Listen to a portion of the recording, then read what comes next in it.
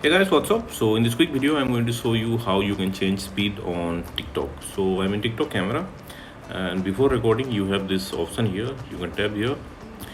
So this is the normal speed, and you can make it 2x or 3x, or you can slower it also. Let me show you some examples with the slower speed.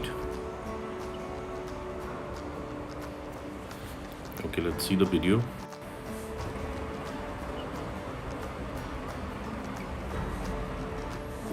Okay, let's try with 2x speed.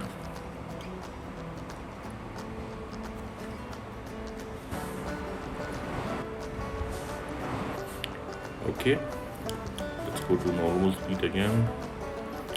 Okay, and if you upload some video from your camera roll, then also you can apply this speed filter. Okay, let's select this video, hit next.